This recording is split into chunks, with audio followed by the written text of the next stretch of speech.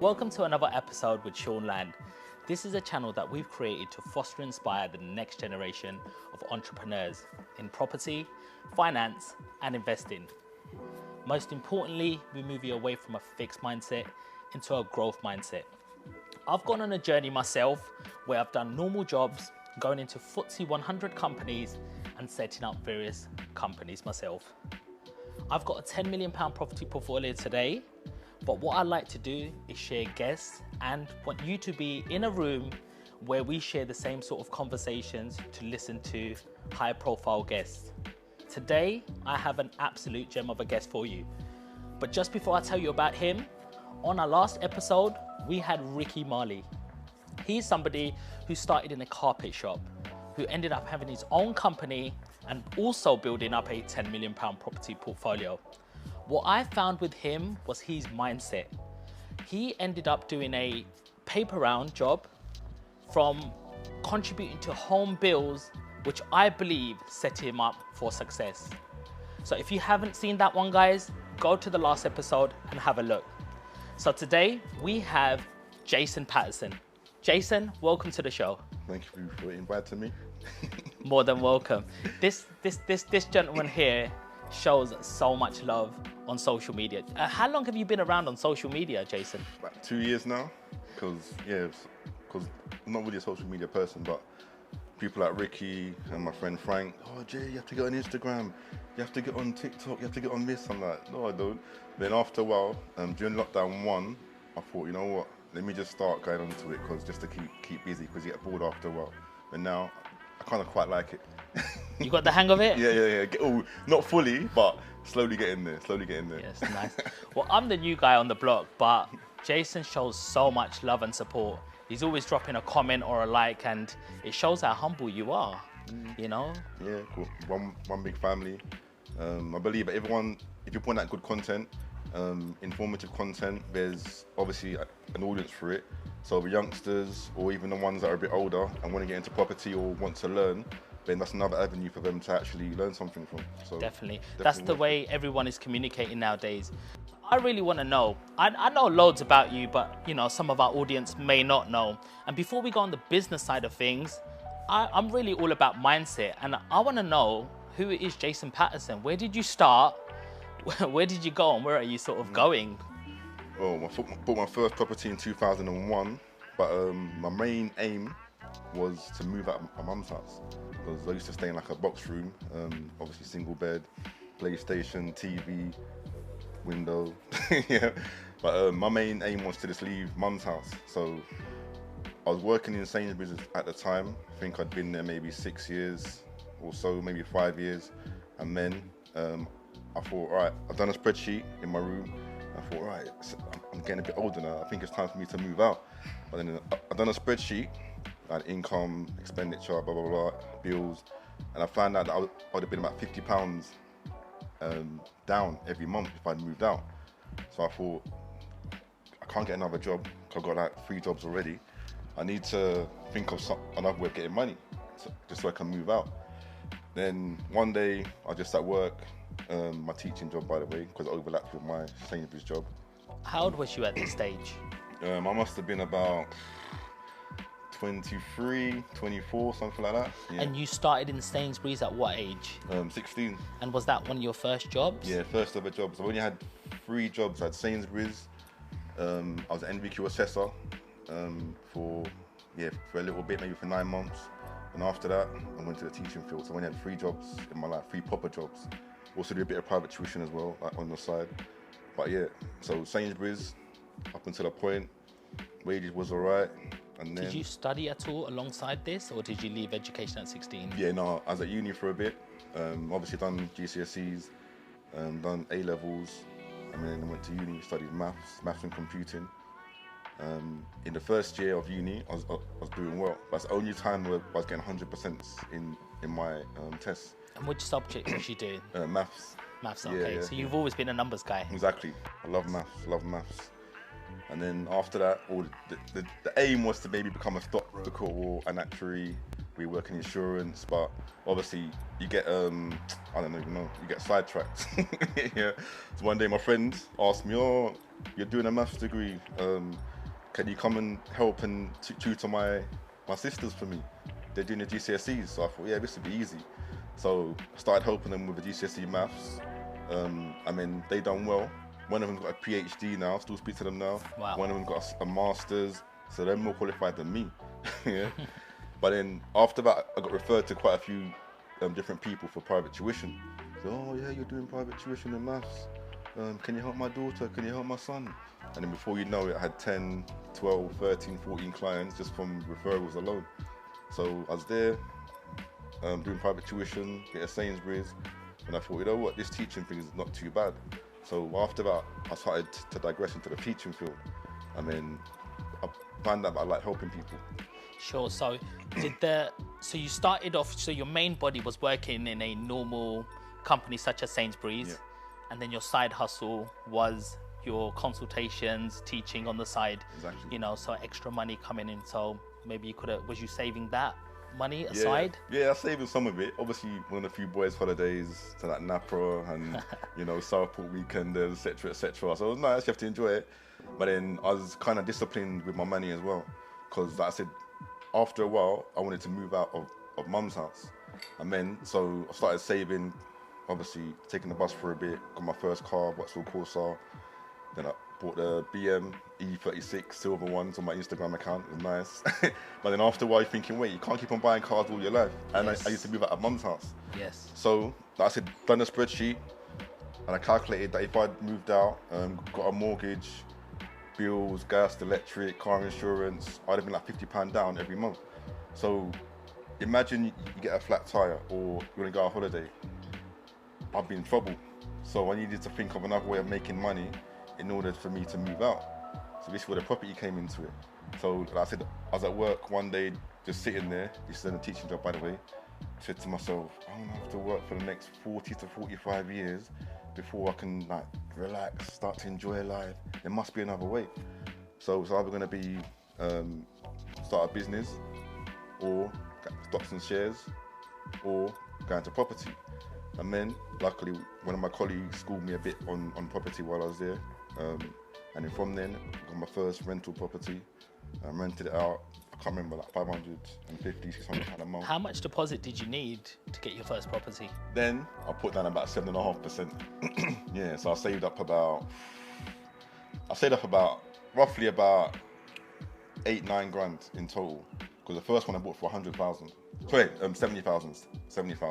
When I put down a deposit and then rented that one out, and I thought, yeah, this is all right. Still living at home. I've got surplus income coming in. So I got 3 incomes, actually now 4 incomes because of the property there as well. So it's Sainsbury's, bit of private tuition, the teaching job, and the property. Wow. So I thought, this is all right. So kept on stacking. Didn't buy any cars after that, yeah, for a little bit. And then I managed to, one day I was watching the BBC News actually, at home, mum's house, and then house prices have risen by 17%. So I thought, oh, this sounds all right. But at the time, it didn't mean nothing to me. So I spoke to a few people and I met this guy called AJ, who's a mortgage broker. And then he just said to me, yeah, that you know, Jason, that you can pull that money out. I was like, really? Like, what do you mean pull it out?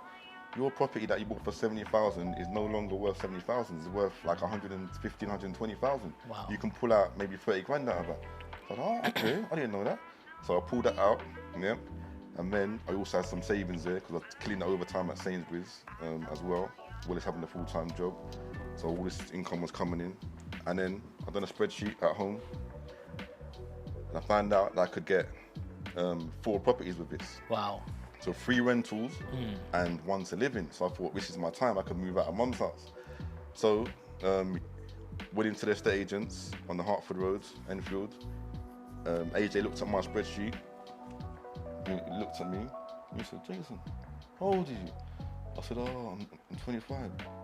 You know, most 25-year-olds are out there doing this, doing that, going on holiday, blah, blah, blah. I said, yeah, don't worry. I just come out from Napa like last week. It was nice. Going twice as nice as Saturday. EZ's playing, blah, blah, blah. So I'm still enjoying life, but I'm also saving at the same time. Yes. So he looked at it, and then he said, yeah, you can get separate mortgages on these. So we went through the figures, done everything. So I managed to get, that's the first time that I managed to get 3 in one go, like a hat trick, just in one go. Yeah. I mean, the one that I lived in comes slightly afterwards, but 3 in one go. And then after those 3, I more or less matched my full-time wages at the college. So I thought, this is nice. I've got get extra £2 a month coming in. Got roughly £2 a month from my teaching job. Still doing my overtime in Sainsbury's. Bit of private tuition, rental income coming in. So things were starting to develop and grow when I can afford to move out as well. So that's what I did. I moved out, and then just starts to scale from there. Yeah. What I'm hearing, Jason, is someone who's very focused and determined, who knows a little bit about balance, because you're still having fun along the journey, but you're knowing how much fun to have and how for it to not affect your normal lifestyle in terms of your goals and aspirations. And I think a lot of people don't get that balance right. What do you think it was that made you so focused and kept you so hardworking? Because to be honest, 90% of the population is not like that. They just want material items. They want to impress people. They think it's confidence walking in with a Gucci bag, etc. But what do you think separates that 90% to the 10%? And what can people learn? I think when I was younger as well, obviously my mum and my gran, they used to work long hours. And my mum, she used to do 8 to 8 shifts. And sometimes the person after would phone in sick. So she had to stay a bit later until someone else came in. So I used to see these, mum and my gran, and my granddad before that, working hard, some serious long hours. So when you see that, you're thinking, oh, that's the way to go, where you just put in the work, basically.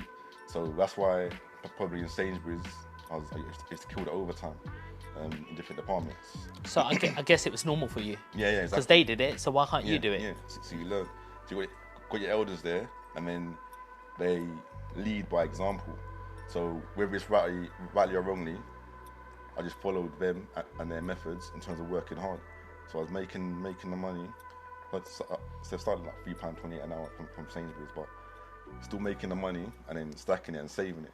And my grad used to say to me, oh, get some jars, like some jam jars, and then putting 1 pence in that one, 2 pence in that one, 5 pence in that one, 20 pence in that one, and then just leave them. And then after a while, they stack up. And before you know it, you got £500 in one, £200 in one, £150 in one. So all the little things, like saving techniques. I mean, after that, I use that money to obviously. What I'm hearing, Jason, is you've been very good at budgeting. I hear a spreadsheet, so you know all your incomes, all your outgoings, all your expenses, and then also all these different pots that you're setting up. So a lot of people are unaware that you can save for multiple things at different points. You know, you can save for short-term items, medium-term items, long-term items. Long-term items are things like houses. So maybe you want to portion the large amount of the money that you have into your long-term goals. And you can see in the formula that if you do divert that large income or savings into the short-term items, such as your Gucci bags and Hugo Bosses, etc., it's going to take you longer, or you won't not even get to your long-term goals. Exactly. So that's another thing, because if you want to have nice things in life, when I was younger, I didn't have nice things in life. But if you want to buy them, don't just buy them without nothing behind you. So what you can do, maybe buy 2, 3, 4 properties, whatever it may be, and then you use the rental income from that to purchase your luxury items. Yeah, whether it be a watch, Armani this, or Gucci that, or Versace that. At least the following month, you know there's more income coming in. Don't just buy it and then there's nothing to help replace that money. You know what I mean? So it's sustainable. Some people might have a big Range Rover and they live in a council house or house association. It doesn't make sense to me. I'd rather have a house first and then use a rental income to pay for the car payments. And then after that, once the car payments have finished, then that those income's yours now, isn't it?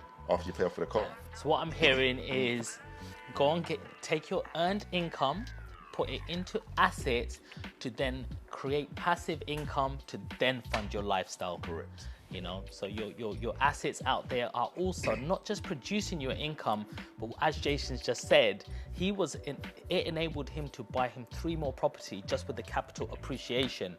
And that's the beauty of having assets. I mean, they grow in value. They're outside the money system. They're outside the fiat currency system.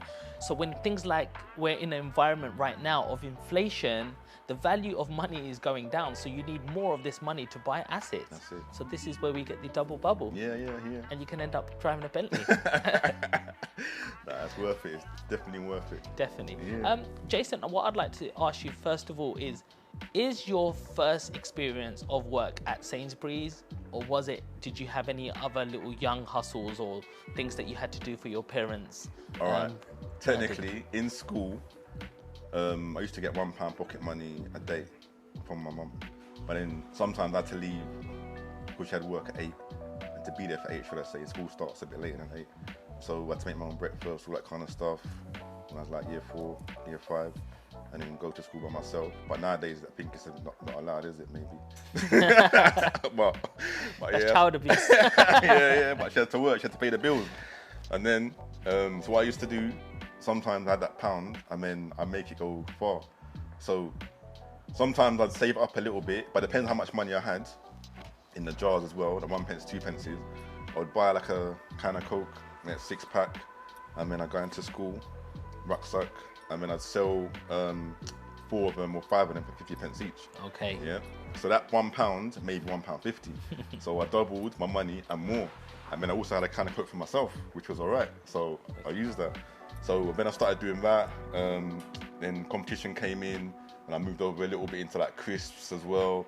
Give you a can of Coke, packet of crisps for this and now. And then I started making a lot of money from that as well. So it was good. When I moved into CDs, which I shouldn't be saying anyway, but there's a guy called Ash down in Edmonton who got all the American stuff over from America, like before it came out over here, before R Price and Virgin and all them other stores had it. And then he used to bring the CDs over, and then he said, "Yeah, Jay, I got this new one for you, like twice as nice with a new," should be saying it, "R Kelly or Jodeci or blah blah blah." I mean, I'd make some copies of them, and then I'd sell them on. So I sell them for like a £5 or something. So basically, I buy them off him for a £5. For £10, and then I sold them for like a £5 each. So I'm making like 5 or 10 copies of that Jodeci album or something to people in school. I made my £10 back plus £60, £70 profit more on top of that. So I started to move over that. So it's wheeling and dealing basically. You buy a resource, and then after that, you just sell it on. So that's unofficial. Yeah. But apart from that, Sainsbury's was my first proper legit job. Yeah.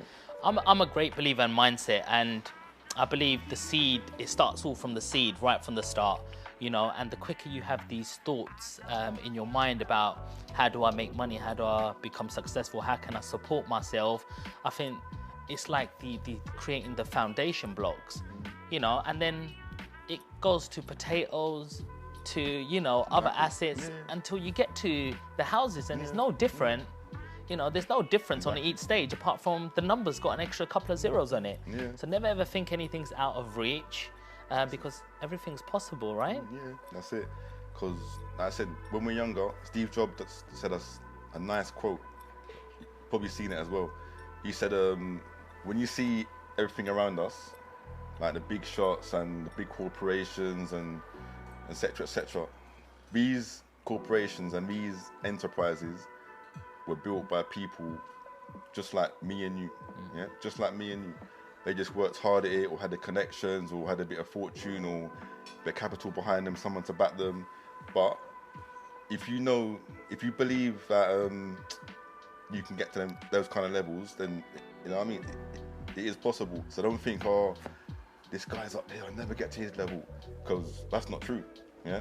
Don't look at the end journey, look at the next step. Yeah, exactly, yeah. You know, and say, how can I get one step closer to where he's going, or what he's done? That's it. Because I used to think that way. Like, in my last podcast, I mentioned it as well. AJ gave me a bit of guidance for like 2-3 months about property and how it all works and so forth. and he took me around one of his rentals, one of his BRR projects. He said, yeah, Jason, this BRR project just bought me my new Mercedes. I was fascinated, thinking, oh, this guy is so he's smart. I didn't know he could do all of this. And then, but he gave me a bit of insight and a bit of guidance. He retired again for the 4th time. He's got loads of properties and so forth. And then he retired. And then, like I said before in last podcast, I saw him in my area, like walking towards the gym. Like this guy would just come towards me. He walked past me. I looked at him, and I was like, "Hey Jay," Jason. Oh my word, I haven't seen you for how long has it been now? 18 years, 15 years, whatever it is. I haven't seen you for a long time. How you doing? Yeah, you still buying property? I said, yeah, still buying. And then he just thought, oh, because it's kind of a tight spot. He said, look, let's just go for lunch. We can have a chat, and so forth. So we had a chat at the lunch, and then we just had a catch up and blah, blah, blah. So he said, oh, I told him how many properties I had now. And then he said to me, oh, Jason, I said, yeah, you know you got more properties than me. So I was like, really? It's like, when I met you, you only had 1 property. And you come into the office with a spreadsheet and now you got more properties than me. So I was just taken aback. I was thinking, whoa. I remember when I was younger, I used to see him way up there. Like, there's no way I'm catching him. But my aim wasn't to catch him, it was just to progress and do well. And then all of a sudden, I passed him. So I used the phrase, work until your idols become your rivals. Yeah, because it's mad. I was way behind, knew nothing, and all of a sudden, I got more than him. So it's crazy. Yeah, what I'm hearing there is concentrate on your own hustle. You know, what Jason did there is he didn't look around. He just looked at what's in front of me. What do I have to do? What's my next step? And there was no anxiety there. There wasn't nothing that was making him feel anxious and in a position where, oh, he's getting ahead of me, and then, you know, putting yourself into any sort of mental health, you know, illness, etc. So, you know, that's one really valuable lesson that I can learn there from Jason, is just concentrate on yourself. And that's exactly what some of the things that I did also. I didn't care I was in McDonald's or small little jobs. I just had to do what was in front of me. I know what was going on. The plan was already in my head. You've made your budget plans and spreadsheets that you keep referring to. So guys, have a plan and just go and execute it. And that's it for part 1, guys. Join us at part 2. Welcome back to part 2 with Jason Patterson. Guys, we've had an absolute great conversation about the mindset and the journey of Jason, but now we want to really get into the meaty stuff. We want to know how he's made his money in the property sector, what his strategy is, and what we can learn from this. So Jason, I normally go for freeholds. I don't really go for leaseholds, which are flats, etc. I have a strategy which I go for.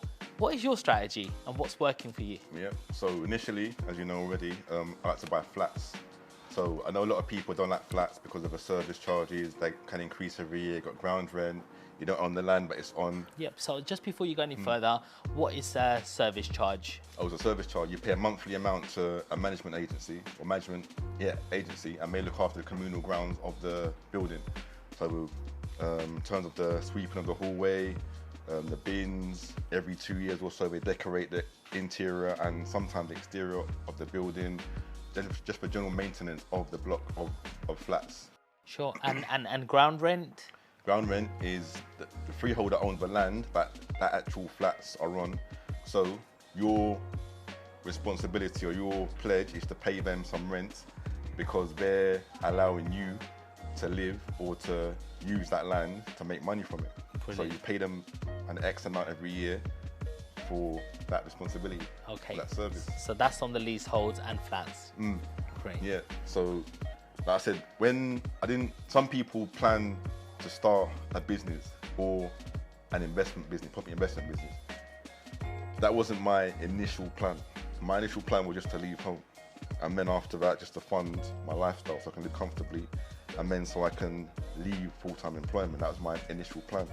So I just started off with flats because they were cheaper.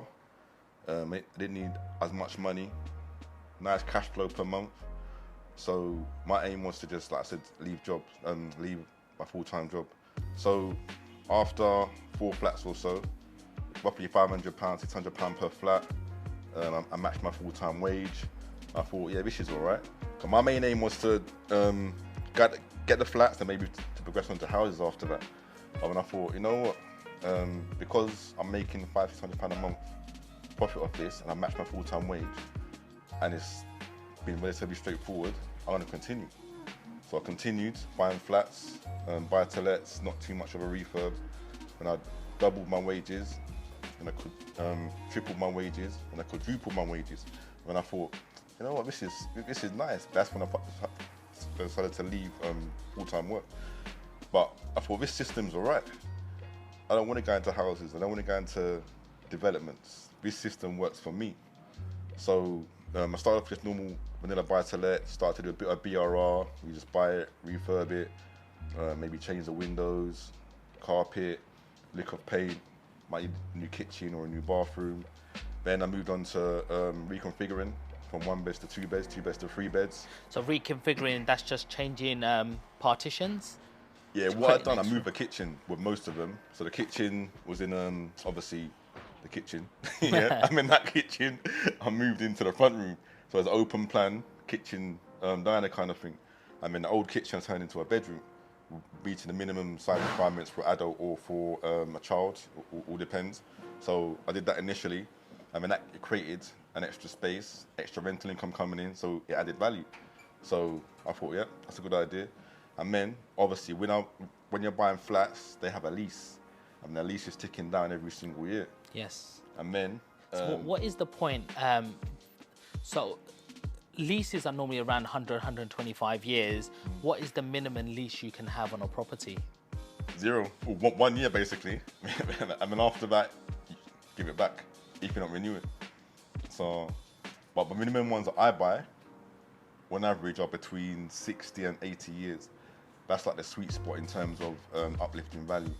So that's what I like to do. So I buy it, extend the lease, and then that creates an uplifting value. It's a paper version of the BRR. So how do you extend the lease? Tell us. Yeah, so best thing, we've got 2 ways that you can do it actually. You've got the voluntary route, and then you have the Section 42 route. Section 42 route is the formal route, best to be done via a solicitor who serves the Section 42 notice onto the freeholder, which they're obliged to extend the lease going forward by 90 years with peppercorn ground rent. At which point do you do this? You can do it anytime you want. But if you're looking to make money out of it, then it's best to do it when the lease is under 80 years. Right? So under 80 years, that's called a marriage value. So anything below 80 years, the flat starts to diminish in value bit by bit by bit by bit.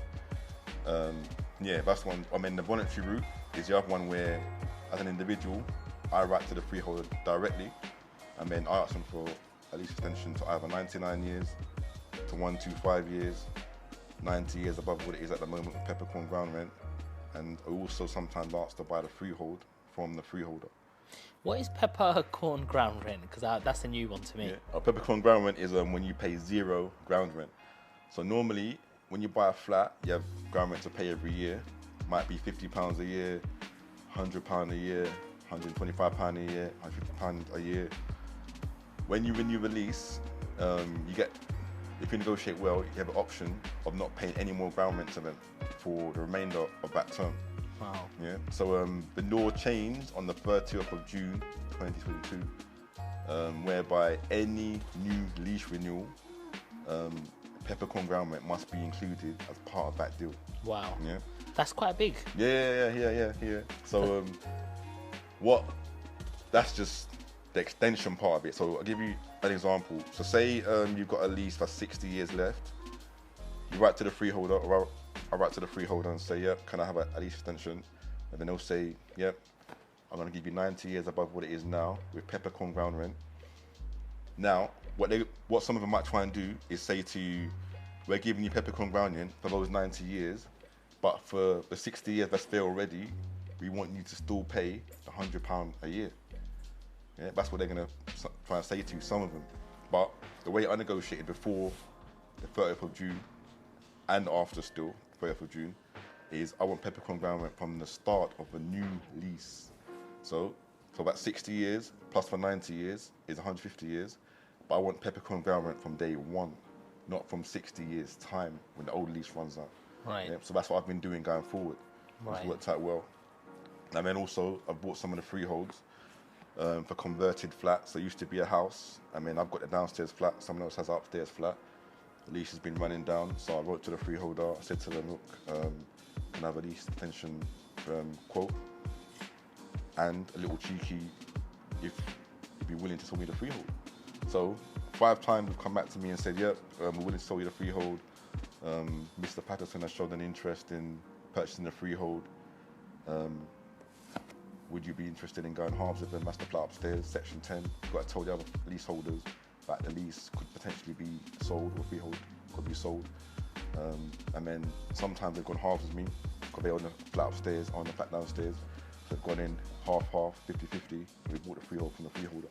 So you've got the options to do whatever you want to the building, apply to go up into the loft or extend out, or anything you want. We own the freehold now. Sometimes, a couple of times, they didn't want to buy it, the freehold, or they didn't have the cash.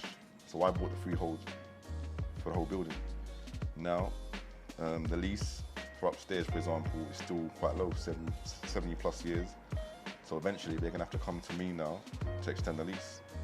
And then they're gonna pay me a premium to extend the lease, whether it's 15 grand, 20 grand, 25 grand, I'll get my lump sum to extend the lease for them. So there are different ways of doing it. What do you think are better? Houses that are converted into like 2 flats, for example, downstairs, upstairs, or purpose-built flats, or new builds? Houses that have been converted straight away. There's no service charge generally, just building insurance and ground rent.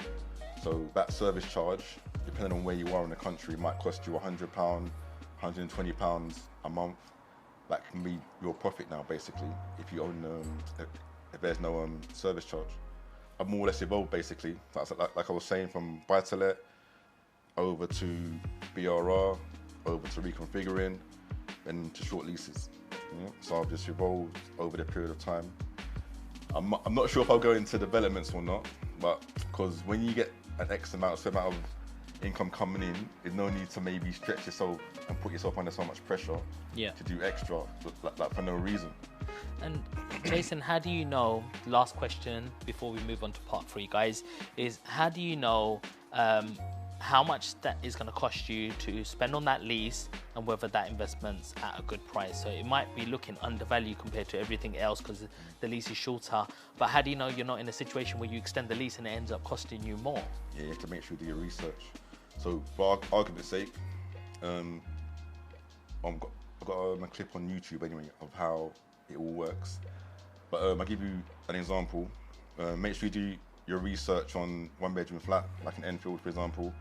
Might cost you 172,000. What it's going through now, I've got 2 in that block already. I've extended both leases from before, so prior knowledge is key in this sense. It's going to cost me about 16.5 grand to extend the lease. So, and then you pay for your solicitor, their solicitor, and their surveyor as well.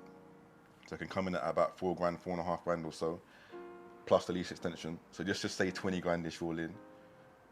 Added on to the 172-ish to purchase it. That comes in just under about 192, 193, plus legals, stamp duty. So at the end value of that property might be 230, 235. Yeah. So you make sure you do your due diligence in terms of finding out the lease extension cost, the end value of the property, and what you're prepared to pay for the property now. Yeah. So you work backwards. And has this ever bited you back, like in terms of what's been your worst experience in this situation, doing a deal like this? What's the worst can it get? The worst is not really that bad. I bought one and the lease extension premium, which I knew was a certain amount, I think it was like 15, 16 grand from what I calculated. The freeholder came back and said, oh, we're trying to charge you 22,000 for it. So I was like, 22,000? This is a company. The company's trying to fleece you. If it's an individual, then less likely to try and fleece you. So I said, no, that's a bit too high. So I negotiated in the back and forth, and they weren't budging. So I had to get my lease extension surveyor involved. Paid him like £700 plus VAT. He done a 22-page report, a lease extension survey, wrote off, sent that to the freeholder solicitor, And then when they see the report, then they came down in price to what it should be. So I paid him an extra, almost £1,000 in total, just say that. But he saved me about 6-7 grand ish on average. So that's the worst case scenario if there's a dispute between yourself and the freeholder. But I always do my due diligence first. You know what I mean? And what some people need to do as well, make sure you buy at the right price.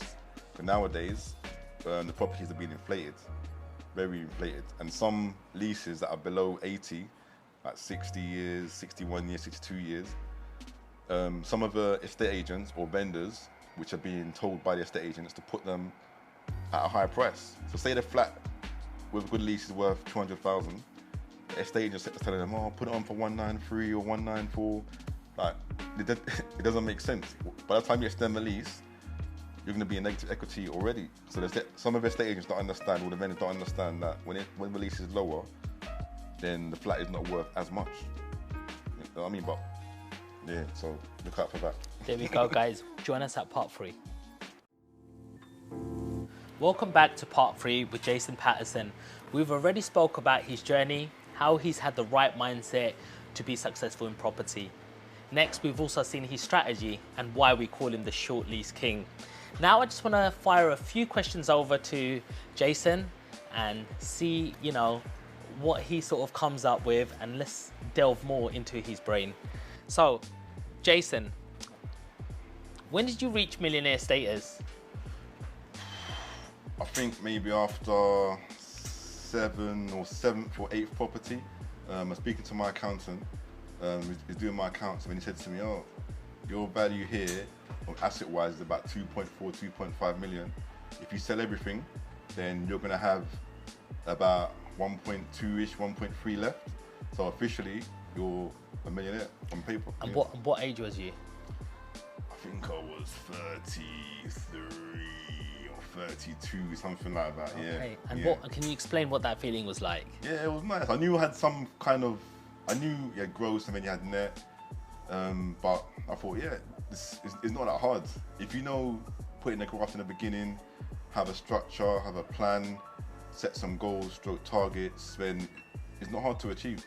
But you got to sacrifice initially in order to have like a lifetime of gain and enjoyment. So it wasn't too bad, yeah. Brilliant. Well, first of all, well done for that. Everybody thinks like, you know, millionaire is a status, like a celebrity status or a football star status, and wow, that's a millionaire there. Did it change you? No, still the same person. Still kept on working, because when you see, said it before, got people like Oprah Winfrey. She's a talk show host, and then she became a millionaire from that.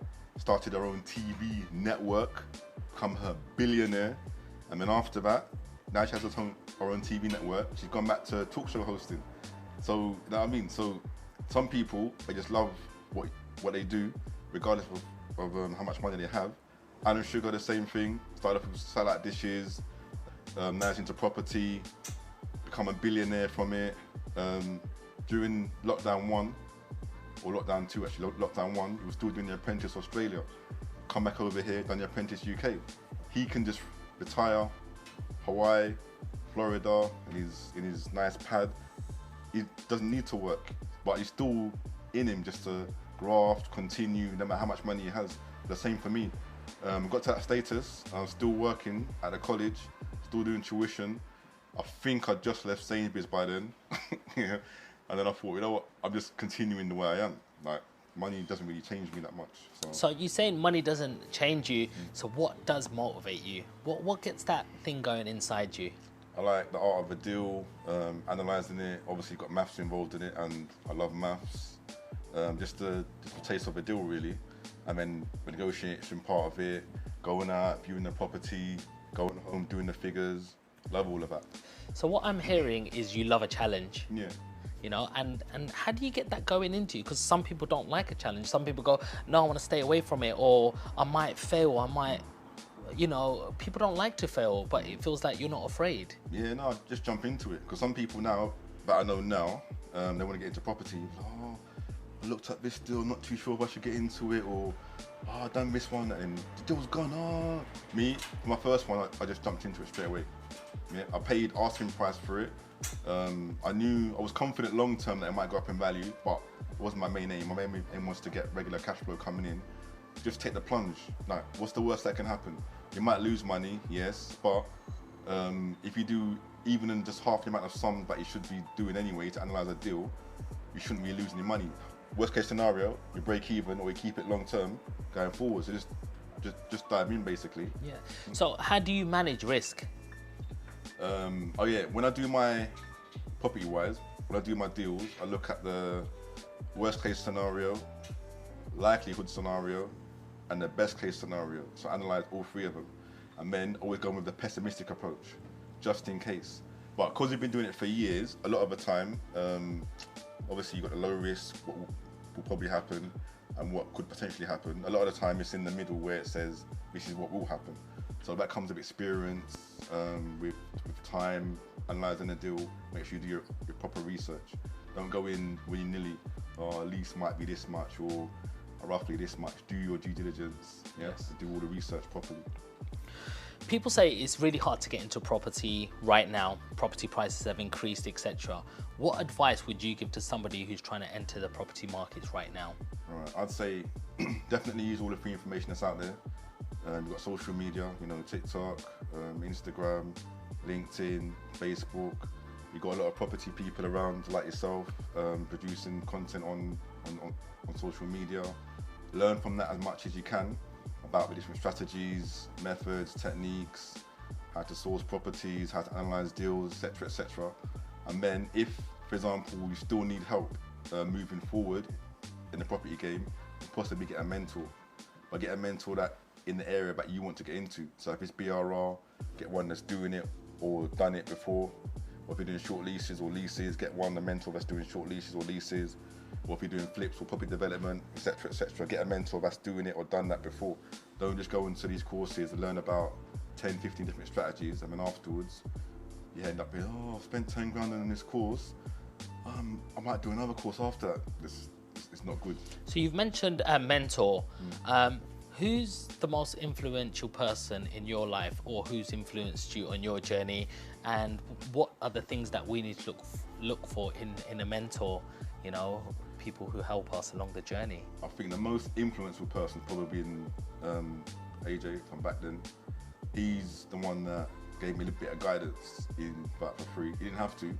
He just saw me as a young guy walking in, trying to do positive. Maybe he's got sons, so he probably thought, oh, he's doing something positive here. He's not out there selling drugs or shooting people or doing anything like that. Yeah? He wants something positive, he wants to build, he wants to grow.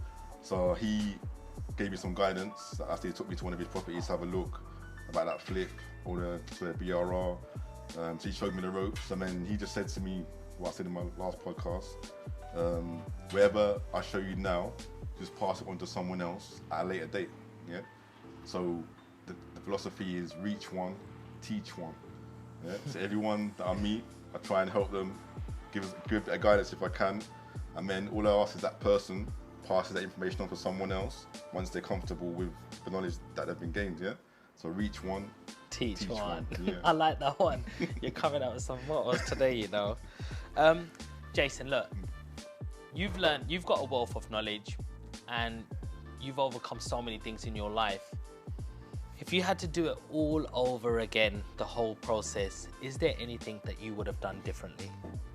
I probably would have refinanced probably faster and schooled myself in the knowledge of refinancing, because I don't really know about it too much. And then probably bought more back then. Yes. Yeah, because during the credit crunch, for example, 2007, 2009, when some of the banks were going under, like Northern Rock went under. Yes. Lehman Brothers went under. Mortgage Express went under.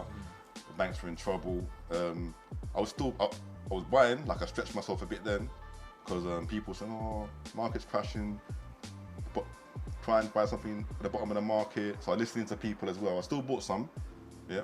I mean, those ones have made me a lot of money today, but in hindsight, maybe I should have pushed myself a bit more, maybe done a bit more overtime as well, just to get more during that period of time then, which would have helped me today, but I've still done all right. Yes. Yeah, going forward. Well, I agree with you on that one, but you know, when I entered the property markets, I saw my father buying between 50 to 80. I mean, he wasn't rich. It was just a bit of side income. He used to run a corner shop. He had a little bit of money. He'd put a small deposit down. You know, he would be able to get away with 5,000-10,000 putting down on a property. And when I got involved in the property markets, I was paying double or triple that. So I started buying around the £200,000 mark. Doesn't sound like a lot today, but back then it felt like a lot of money. And the whole sediment, the whole everybody around me was saying property prices are too expensive. But I've heard this in every generation. When my granddad came in the 60s and he got into property in the 70s, he bought a property to live in for £2,000. But a few months later, it went to £6,000 and he sold it, which he thought he was making a cracking deal, and he got 6 months later, it jumped to 60,000. So he made a big loss. So every decade, I reckon we go through a shift, and I think it's all about making more money. We are in a technological era. There's different ways to make money now.